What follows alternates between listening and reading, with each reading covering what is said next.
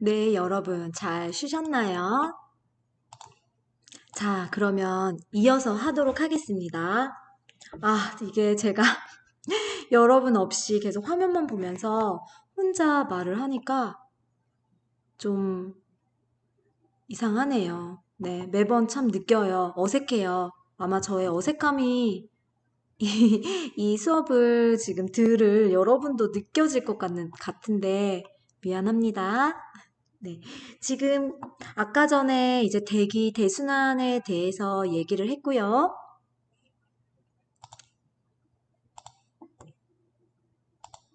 지금은 이제 요기 한번 볼까요? 전 세계 사막과 그 사막화 지역 분포를 좀 보시면 아까 말했던 것처럼 아열대 고압대의 사막이 유독 많이 있다라는 걸 확인할 수 있습니다. 30도 부근이 바로 아열대 고압대였죠. 그래서 여기는 하강 기류가 발달하는 지역이기 때문에 기후적으로 건조 기후예요. 그래서 사막이 많이 발달하고 있습니다. 그런데 여기 이제 우리나라에서 발생하는 황사의 근원지를 지도에 표시해 보라고 했는데요. 지금 우리나라가 요쪽에입니다. 좀 보이나요? 네, 여러분도 같이 교과서를 꼭 봐주세요. 우리나라 같은 경우는 아까 대기 대순환에서 어느 풍대에 해당하나요? 아까 여기 무역풍대, 편서풍대, 이제 극동풍대였는데 우리나라는 지금 위도 36.5도잖아요. 거의 37도? 네. 그래서 우리는 편서풍 대에 속합니다. 그래서 서쪽에서 동쪽으로 바람이 불어오는 쪽이에요. 그래서 우리나라보다 서쪽에 있는 요 사막들의 영향을 많이 받습니다. 네. 그래서 우리 특히나 봄 같은 경우에 그 바람은요, 여러분, 고기압에서 저기압으로 좀 흘러가거든요. 고기압은 주변 지역에 비해 공기가 많이 쌓여 있는 곳이고, 저기압은 주변 지역에 비해 상대적으로 공기가 빈 곳이에요. 그래서 공기가 많은 곳에서 빈 곳으로 이제 움직이거든요. 우리나라 봄철 같은 경우는 뭐 봄철이나 아니면 뭐 겨울철이나 그때 이제 뭐 시베리아 지역이라든지 아니면 중국 남부나 아니면 여기 사막 지역에 혹시라도 이제 고기압이 형성이 된다면 상대적으로 저기압이 이제 주변으로 이제 퍼져 나올 텐데 그때 이제 우리나라 황사 피해를 엄청 많이 보게 되는 거죠. 네, 그래서 이런 사막화를 좀 억제하기 위해 우리가 할 수 있는 노력은 되도록이면 산림 벌채를 최소화하며 가축의 방목을 줄여야 한다 등등 있는데 이 외에도 정말로 우리가 실생활에서 할 수 있는 방법들이 뭐 미미하지만 있습니다. 그쵸? 네. 그런 것들을 좀 해보면 좋을 것 같아요. 뭘 해볼 수 있을지 그런 것들로 우리 수업에서 진짜 얘기해보면 좋겠습니다. 그쵸? 네. 자, 그러면 이제 엘니뇨와 라니냐에 대해서 하도록 할게요. 이것도 이제 기후 변화 때마다 항상 이제 언급이 되는 내용입니다. 엘니뇨와 라니냐는 해양, 우리 수권 배웠지요. 그 다음에 대기, 기권의 상호작용을 적나라하게 보여주는 현상입니다. 보통 우리 이제 요 대기 대순환이 이제 대기 대순환으로만 끝나는 게 아니라 이 대기 대순환이 요 지구에 있는 요 해류 순환을 발생시켜요. 표층 해류 순환이요. 네, 항상 상호작용을 합니다. 그래서 대기대순환과 표층해류순환이 서로 이제 상호작용을 하는데요. 그 과정에서 이제 기상이변이 가끔 나타납니다. 요즘은 가끔이 아니라 종종인데, 대기대순환이나 표층해류순환, 어느 한 가지 순환에 문제가 생기면 걔만의 문제로 끝나는 게 아니라 상호작용하는 주변의 다른 권역에도 영향을 줍니다. 그렇죠? 그러면 마치 아까 사막화를 이해하기 위해서 대기대순환을 우리가 좀 알아봤던 것처럼 엘니뇨와 라니냐라는 이 기상이변을 이해하기 위해서 표층해류 순환에 대해서 공부하도록 하겠습니다. 자, 보시면 지금 여기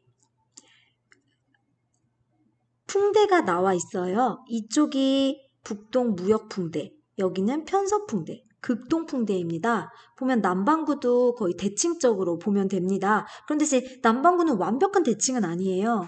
대륙의 분포가 보통은 북반구에 많이 모여 있어서 해양이 좀 더 넓은 분포를 차지하고 있는 남반구 같은 경우는 요 해류 순환이 좀 더 단순해요.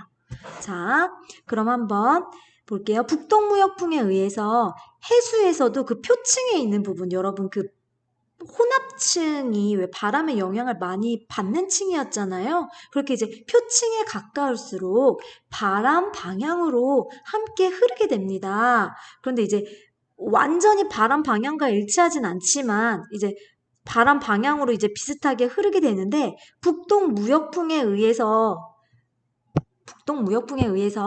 이제 보라색으로 표시할게. 이쪽으로 흐르는 해류의 흐름 하나가 생깁니다. 그게 바로 여기 북적도 해류입니다. 그 다음에 남동무역풍에 의해서도 해수 흐름이 생기게 됩니다. 그게 바로 이쪽에 남적도 해류입니다. 그럼 여기 북적도 해류와 남적도 해류의 이동 방향을 한번 봐주세요. 자, 동쪽에서, 자, 여기가 이제 동쪽이겠죠? 서쪽으로 이동하고 있어요.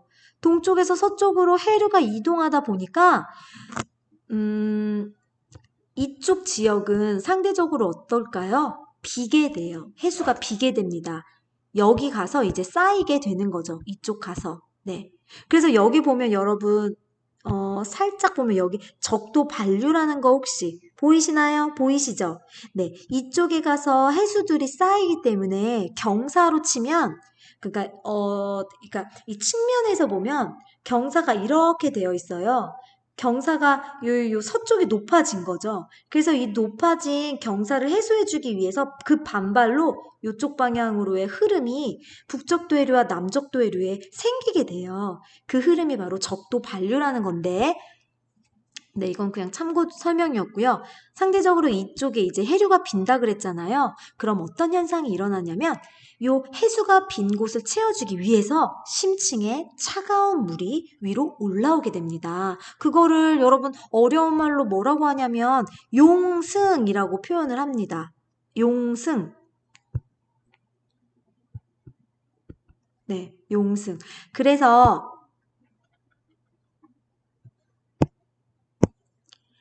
요 지역은 상습 용승 지역이에요. 네, 특히 지금 여기 이쪽에 페루가 있거든요. 요 페루 연안이 상습 용승 지역입니다.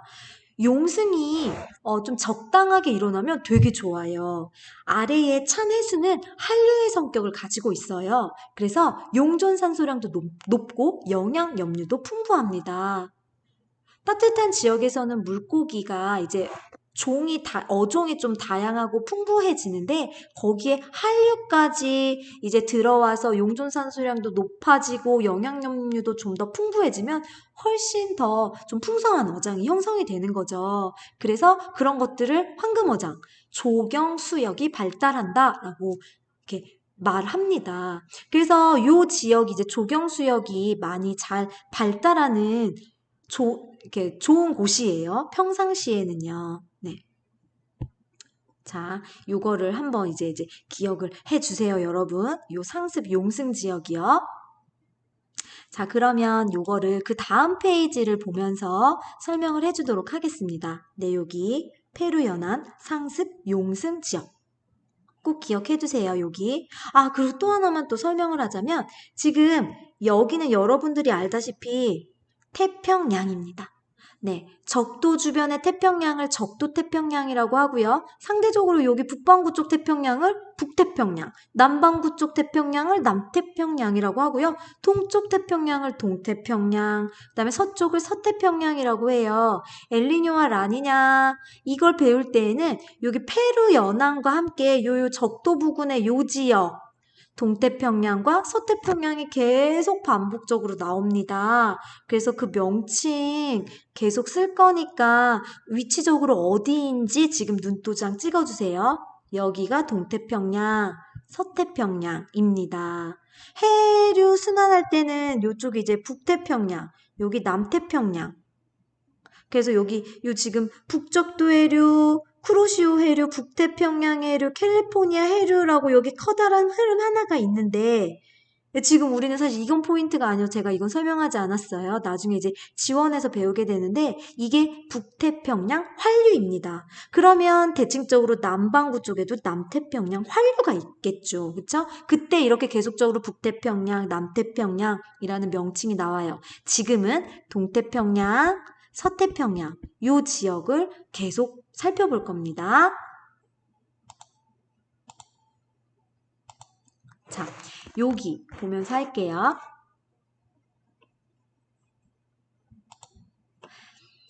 보면 크게 이제 세 가지 시기를 비교해요.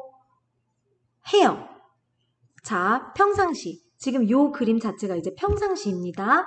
엘니뇨시. 그 다음에 라니냐 때는 평상시가 더 강화된 거기 때문에 그림으로 나오진 않았어요. 라니냐 때는 평상시 어쨌든 같은 요 그림 상태인데요. 그래서 우리는 지금 평상시, 엘니뇨시, 라니냐시 어떤 이게 도대체 어떤 영향을 받는지 도대체 무슨 말인지 이거를 지금부터 하도록 하겠습니다. 자, 아까 제가 좀 초반에 얘기했던 게 대기와 해양은 서로 상호 관계라고 했죠. 그리고 아까 무역풍에 의해서 적도 주변에서는 남적도 해류, 북적도 해류 그래서 보면 무역풍에 의해서 지금 해수가 전반적으로 이쪽으로 흘러가는 흐름을 보인다고 했어요. 지금 여기가 북미잖아요. 요 밑에가 남아메리카고 딱 요 지역이 지금 페루 연안 쪽입니다. 지금 그걸 살짝 틀어서 지금 측면에서 나타낸 거예요. 이 무역풍에 의해 해수 흐름이요. 동쪽에서 서쪽으로 흐르게 되면 요 지역은 상대적으로 비게 된다 그랬죠? 그래서 아랫부분에 심층에 찬 해수가 위로 올라오는 용승이 발생합니다. 네. 용승이 발생을 하면은요. 어쨌든 아래에 찬 해수가 올라오기 때문에 아까 좋은 어장이 형성될 수 있다고 했잖아요. 그러면 이게 이제 그 지역의 대기에도 영향을 줘요. 찬 해수가 올라왔으니까 이 지역은 주변보다 상대적으로 차가워요. 찬 해수가 올라왔으니까요. 그러니까 이쪽의 대기도 차가워지겠죠? 그래서 여기는 기압적으로요, 여러분. 기압적으로 고기압이 형성이 됩니다. 고기압이 형성이 됩니다. 그래서 하강기류가 발달을 해요. 그리고 아까 요 표층의 따뜻한 해류가 지금 이쪽으로 흘러갔잖아요. 그쵸? 아이고, 지금 따뜻한 해류가 지금 이쪽으로 흘러갔어요. 그러면 상대적으로 여기는 따뜻한 해류가 모이겠죠? 네. 그러면 이 위에 있는 대기들도 같이 가열이 됩니다. 그래서 여기는 저기압이 형성되고 여기는 상승기류가 발달하게 됩니다. 그래서 위에는 H. 이러한 연직 방향으로의 순환이 하나가 생겨요. 이걸 지금 교과서에서는 다루진 않는데요. 어려운 말로 이제 워커 순환이라는 표현을 해요. 워커 순환.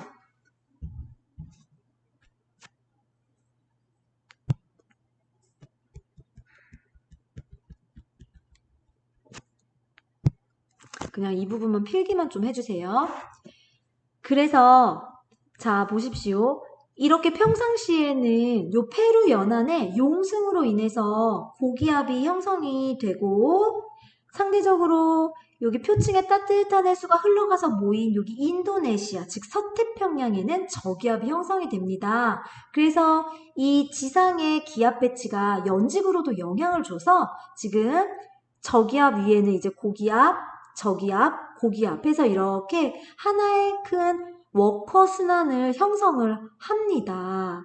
네, 이게 평상시의 모습이에요. 이럴 경우에 아까 말했던 것처럼 용승의 좋은 점이 작용을 해서 페루 연안에 어떤 좋은 어장이 형성이 되는 거죠. 그래서 어업이 많이 발달했습니다. 이게 평상시의 모습이에요.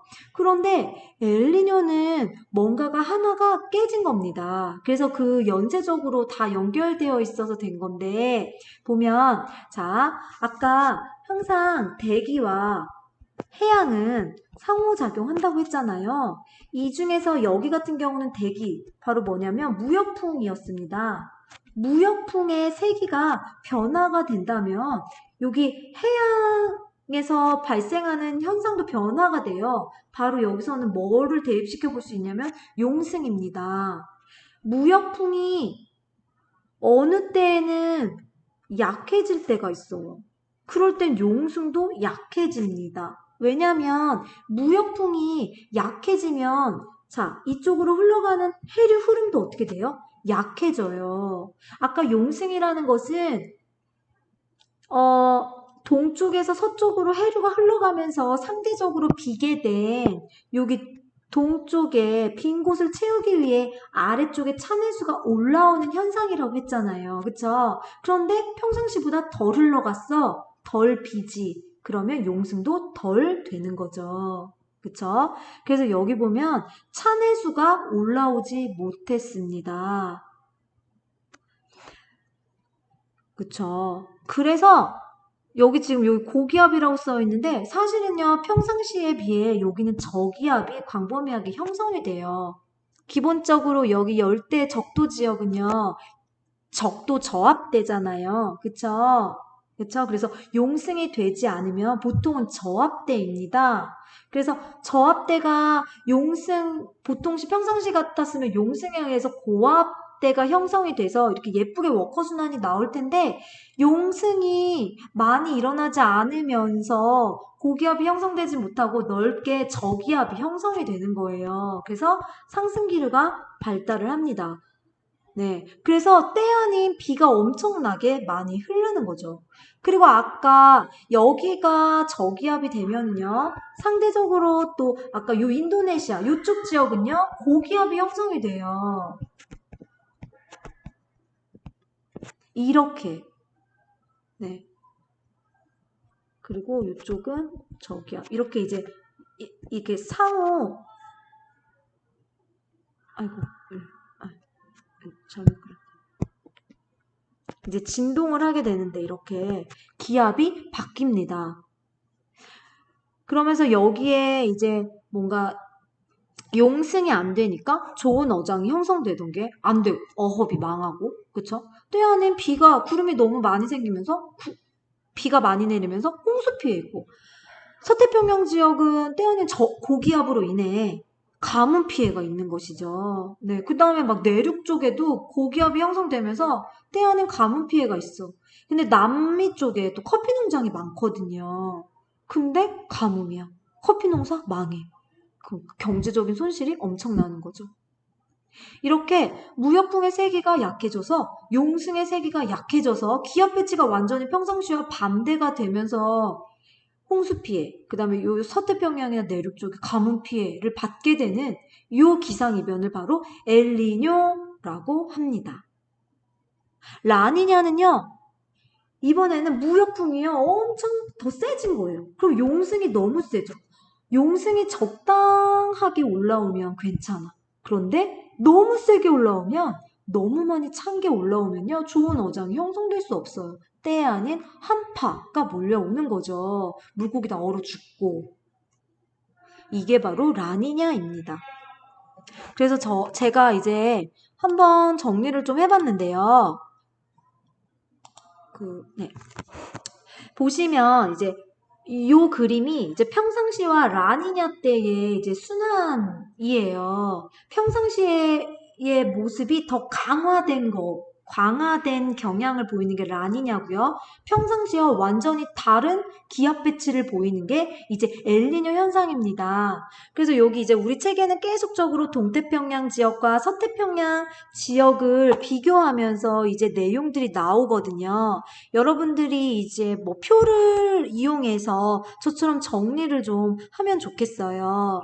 그래서 평상시에 동태평양은 용승으로 찬해수가 올라와서 기압적으로는 고기압이 형성이 되고 찬해수의 영향으로 조경수역이 형성이 되고 서태평양 지역에는 저기압이 형성이 됩니다. 이게 이제 워커순환의 모습이고요. 엘니뇨 같은 경우는 무역풍이 약화돼요. 그래서 용승이 약화돼요.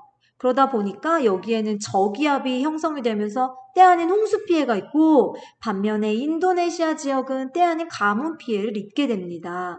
그 다음에 무역풍이 너무 강화돼서 용승이 굉장히 강화됐을 때 그러면 강한 고기압이 생기겠죠. 때 아닌 한파와 가뭄 피해를 입게 됩니다. 동태평양, 네, 그 페루 지역이요. 그 다음에 반대로 인도네시아 지역은 때 아닌 홍수 피해를 입게 되는 거죠. 적당한 저기압이 아니라 강한 저기압일 경우에 비가 굉장히 많이 올 테니까요. 그쵸? 그래서 이런 것들을 보면 요게 한번 보실래요? 내용? 네. 예를요, 엘니뇨라고도 이제 많이 쓰지만 엘니뇨 남방진동이라고 표현을 해요. 엘니뇨라는 말을 쓸 때는 약간 페루 연안에 한정된 느낌이 드는데 엘니뇨 남방진동이라는 거는 여기 동태평양 지역의 변화가 동태평양에만 국한돼서 끝나는 게 아니라 주변으로 진동을 하는 거죠. 연쇄 반응을 일으킵니다. 그래서 엘니뇨 남방진동이라는 표현을 더 많이 합니다. 좀 알아두세요. 라니냐, 엘니뇨 좀 이해가 되셨나요? 우리 이제 등교에서 만나면 이 부분 한 번 더 수업 시간에 정리해 보는 걸로 해요. 자, 그 다음에 여기 이제 중요한 게 또 나와요. 지구 환경 변화에 대처하기 위한 국가 간 협약이 있답니다, 여러분. 1970년대부터 지금 2000년대까지 계속 협약을 해오고 있어요. 여러분, 그때 막 뉴스에서도 지구 기후 온난화에 대해서 더 이상 탄소를 배출하지 말아라 막 하면서 시위하던 그 다른 나라 학생들 모습을 뉴스에서 많이 이제 봤을 텐데요. 우리도 한번 요 협약 내용이 뭔지 좀 알아보면서 우리가 정말 환경 변화 어떻게 생각해야 할까? 진짜 심각한 거 맞나? 요 부분 좀 초점돼서 고민 한번 해봤으면 좋겠어요. 그래서 요것 역시나 아까 전에도 이메일로 보내달라고 했죠? 이 부분, 각 협약의 주요 내용들과 어떤 자신의 생각들을 좀 고민해 본 후 1번부터 4번 친구들은 저에게, 5번부터 9번 친구들은 김한우 선생님에게 이메일로 보내주세요. 네, 이거는 필수는 아니고요. 네, 제가 지금 이제 수업 찍으면서 낸 그 앞에서의 그 과제도 필수는 아니고 이제 관심 있는 친구들이 좀 자발적으로 참여해 주었으면 하면서 낸 과제이니까요. 네, 많이 좀 참여는 해줘요. 근데 막 필수는 아니에요. 강제적으로 하고 싶진 않습니다. 그래서 이메일로 보내주면 이제 잘 정리해온 친구들은 발표할 수 있는 그 기회를 주도록 하겠습니다. 자, 그리고 여기 뒤에 지구 기후 변화는 어떻게 알 수 있을까? 미래의 지구 환경 변화 어떻게 극복할 수 있을까? 계속 지금 우리에게 뭐랄까 화두를 던져주고 있죠? 그만큼 지구 기후 변화, 지구 환경 변화 우리한테 막 지금 직접적으로 영향을 줄 것 같진 않지만 결국엔 우리도 직접적인 영향을 받을 수밖에 없는 때가 옵니다. 네. 이 부분 어, 한번 쭉 읽어봐 주세요. 아셨죠? 아, 이런 내용 가지고 우리 함께 토의도 하고, 조사해보고 함께 나눌 수 있는 좀 시간을 가졌으면 좋겠네요. 여러분 오늘 수업 듣느라 수고 많았고요. 등교하면 봐요. 수고했습니다.